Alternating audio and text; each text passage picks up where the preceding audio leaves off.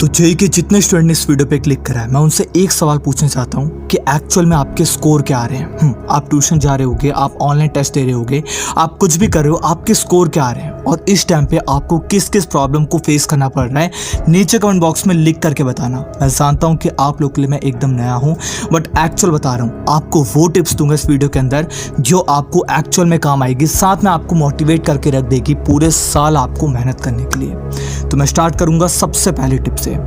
तो अगर आप जेई की प्रिपरेशन कर रहे हो और आप सबको बताएं कि 6 महीने का टाइम बचा है आपकी जेई 2025 के एग्जाम को कंडक्ट होने में, तो एक्चुअल में तुम फॉलो क्या करोगे? क्योंकि हो सकता है कि तुम में से काफ़ी बच्चे 1 से 2 महीने बाद देख रहे हो या फिर पेपर के 1 महीने पहले देख रहे हो। तो ये चीज़ काफ़ी इंपॉर्टेंट है कि जो टिप्स तुम्हें इस वीडियो के अंदर बताई जाएंगी वो तुम उतनी हार्ड तरीके से फॉलो करोगे जितना टाइम तुम्हारे पास कम बचा होगा।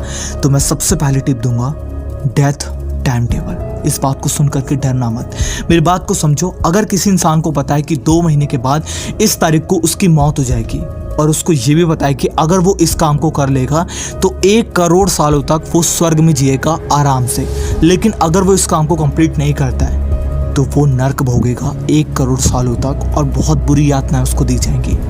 और उसको पता है कि 2 महीने की इस तारीख को उसको मरना ही है, उसका फिक्स हो चुका है। तो क्या वो अपनी जान नहीं लगा देगा? वो अपनी पूरी जान लगा देगा। वो ऐसा कंडीशन क्रिएट कर देगा कि उसकी जान भी चले जाए, लेकिन 2 महीने के बाद ही उसकी जान जाएगी, क्योंकि उसको पता है कि मेरी जान जाने वाली है 2 महीने की इस तारीख को, तो मैं तो मरने वाला हूँ नहीं इसके पहले, तो मैं अपनी पूरी जान क्यों ना लगा दूँ कि मैं स्वर्ग चले जाऊँ। क्योंकि अगर मैं इस 2 महीने आराम कर लूँगा, आराम से चिल मार लूँगा, तो ये 2 महीने आराम किया और 1 करोड़ सालों तक मुझे नर्क भोगना पड़ेगा। तो ये बात तुम लोगों के साथ है, मेरी बात को समझो। अपने टाइम को ऐसा समझो कि वो जो डेट होगी तुम्हारे पेपर कंडक्ट होने वाली, वो आखिरी डेट है तुम्हारे एग्जाम कंडक्ट होने की। कोई अटेम्प्ट तुम्हें नहीं मिलने वाला जनवरी के बाद।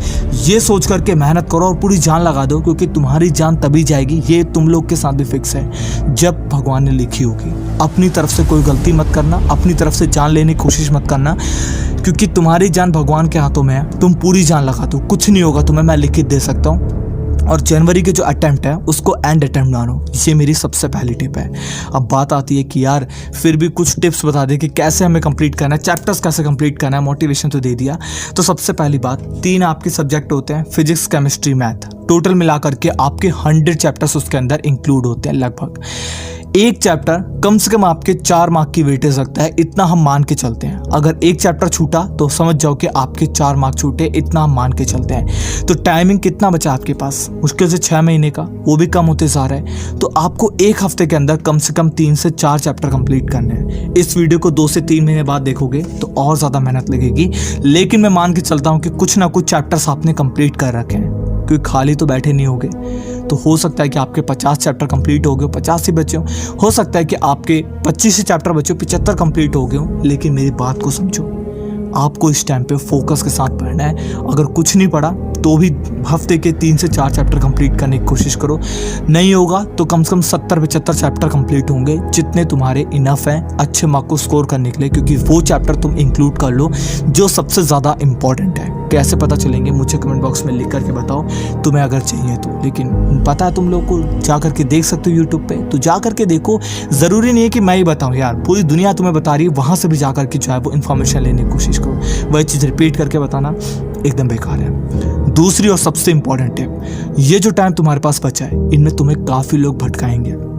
मेरी मेंटरशिप आ चुकी है, ये ले ले, ये टीचर्स बहुत अच्छा है यार, अभी तो निकला ही टीचर, ओ तेरी क्या नोट्स पकड़ा रहा है ये बंदा। इस चक्करों में मत फंसना। जो दोस्त तुम्हारे आकर के तुम्हें बता रहे हैं ना, मेरी बात समझो। एक टीचर चिपक जाओ उस पर। जैसे कहते नहीं कि अगर एक गुरु से तुमने कोई गुरु दीक्षा ले ली, तो जो मंत्र तुम्हें दिया गया, चाहे कोई भी मंत्र दिया गया, उसी को जपो। कोई दूसरा गुरु आकर के कहता है धन दौलत दे दूंगा, तुम मेरा मंत्र जपो, नहीं। जो तुम्हारे गुरु थे, जिन गुरु ने तुम्हें जो मंत्र दिया उसको जपो। लिखित है, भगवान तुम्हारे सामने खड़े होंगे, ये गारंटीड होता है। वो जो आता है ना बीच बीच में कि ये गुरु नए आ गए, ये गुरु नए आ गए, वो माया है। माया मीन्स आपको फंसाने के लिए आ गई है कि आप उसमें सफल नहीं होगे। भगवान आपके सामने कभी प्रकट नहीं होंगे, वही होगा तुम्हारे साथ, लिखित होगा।